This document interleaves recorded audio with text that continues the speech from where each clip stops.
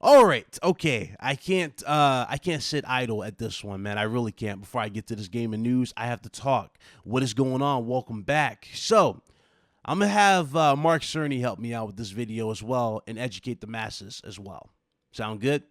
Now, we'll get to the whole Xbox thing in a second because, as you guys already know, 9 months ago I dropped a video on this platform, and a lot of people were blown away by the pure stupidity, but at the same time, they're not surprised.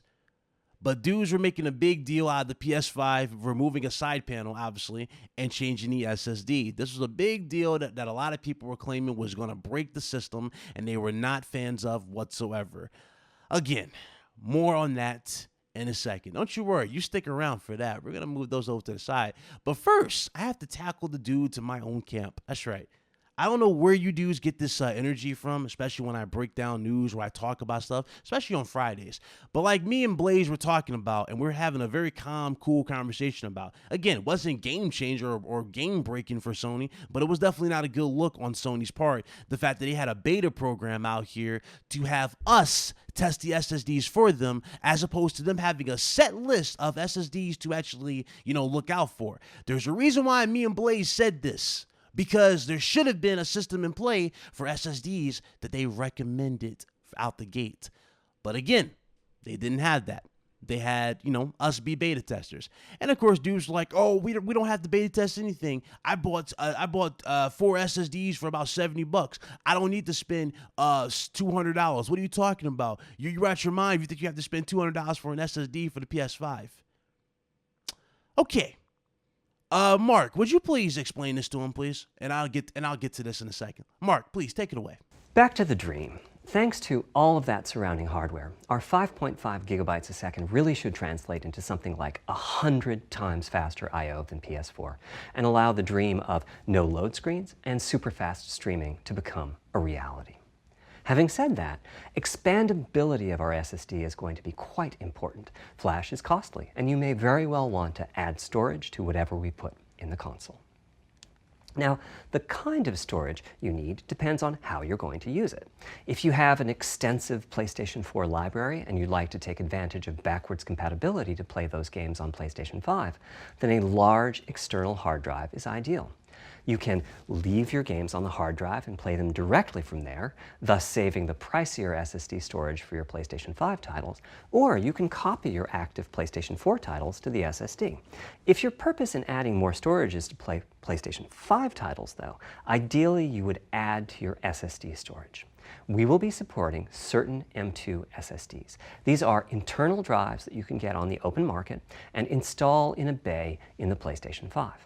As for which ones we support and when, I'll get to that in a moment. They connect through the custom I/O unit just like our SSD does, so they can take full advantage of the decompression, I/O coprocessors, and all the other features I was talking about. Here's the catch, though. That commercial drive has to be at least as fast as ours. Games that rely on the speed of our SSD need to work flawlessly with any M2 drive. When I gave the Wired interview last year, I said that the PlayStation 5 SSD was faster than anything available on PC. At the time, commercial M2 drives used PCIe 3.0, and 4 lanes of that cap out at 3.5 gigabytes a second. In other words, no PCIe 3.0 drive can hit the required spec. M2 drives with PCIe 4.0 are now out in the market. We're getting samples and seeing 4 or 5 gigabytes a second from them. By year's end, I expect there will be drives that saturate 4.0 and support 7 gigabytes a second. Having said that, we are comparing apples and oranges, though, because that commercial M2 drive will have its own architecture, its own flash controller, and so on. For example, the NVMe specification lays out a priority scheme for requests that the M2 drives can use. And that scheme is pretty nice, but it only has 2 true priority levels. Our drive supports 6.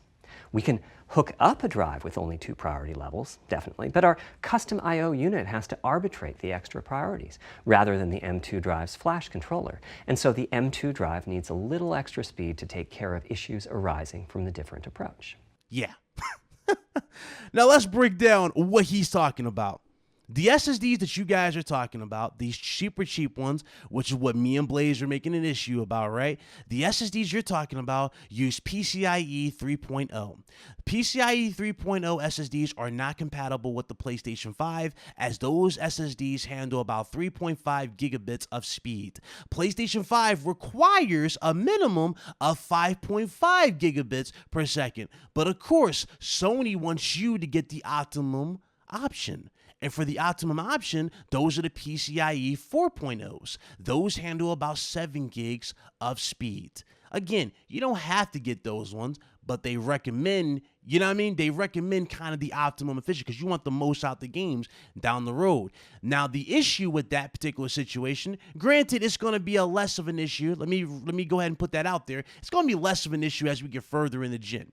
You know, prices eventually are going to come down, right? So it's not really a game-changing or game-breaking issue, but it is an issue when it comes to pricing right now because those higher-end SSDs, especially when you go to the higher storage, you're spending up to like $900 just for like 4 or 5 terabytes, whatever, you know, maximum size terabyte you can get. That's how big of a deal is when it comes to pricing. That's why I said those SSDs are the SSDs that you got to go for. But at the same time, a lot of you probably going to be like, yeah, about those SSDs. I mean, granted, some of you might drop 200 for an additional 500 gigs. No question about it.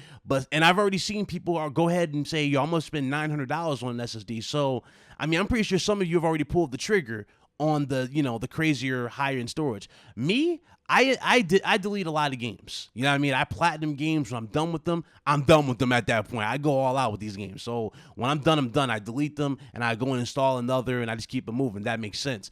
A lot of us, you know, a lot of people are like me. We don't really stockpile a lot of games on our hard drives. We delete them. But I know a lot of you who actually do have like a library of games, you know what I mean? From A through Z, like library wise, and you just like, you have them stockpiled in your system. I mean, if you do that, you do that.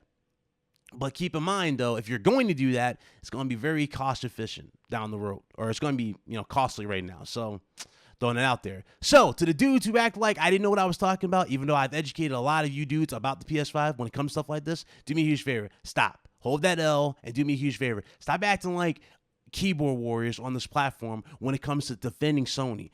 There should have been a better system in play for this out the gate. And it's okay to admit it. Sony didn't think that through. I'm calling it out, and I called it out live. There's a reason why I'm here, and I'm doing what I'm doing here, because I need to do what I'm doing, because there's too much capping in this industry, especially when it comes to dudes who act like they know what they're talking about. Hell, half the dudes who run their mouths about PlayStation don't even play the games. But let me stop. Ryan, stop. You're getting, you know, a little hyped up. I'm not going to do that. So, PlayStation dudes out the side. Thank you very much, Mark Cerny. Let's move this off to the side, to the Xbox side.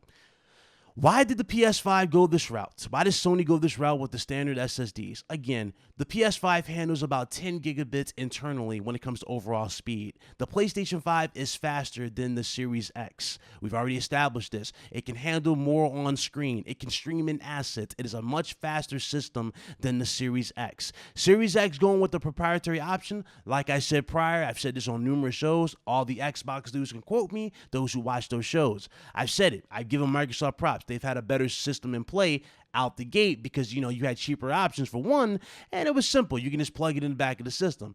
But make no mistake about it, that's cool and all for the start. But when it comes to Sony's solution, the reason why they went with that, again, they're gonna be pushing more in games, and games are gonna be much more, you know, they're going to be much more faster down the road. We're only just now seeing what Sony's doing and what Mark Cerny's already demonstrated with these games down, you know, especially what we've already seen. The situation is going to get even more vastly different as you continue to go with these games. Games are going to get much more intense. So that's why Sony went this route. It's not a fanboy statement, it's just how it is. Sony is going for more on screen. They're streaming in assets, 8K textures, all that type of stuff is what Sony's trying to do with these games, and you're going to see that type of stuff. You already saw with the Unreal Engine demo. You already know for a fact Sony can do it. Hell, look at Ratchet & Clank, and look at the fact that, and again, we're not even factoring FSR. We're not even factoring that in. I'm just saying, man, all this stuff is going to, you know, all this stuff adds up, and you're going to get the most out the box. That's what Sony's going for. I'm trying to put this in layman's terms because I really don't want to repeat myself over this. So there you go. Sound good? So do me a favor.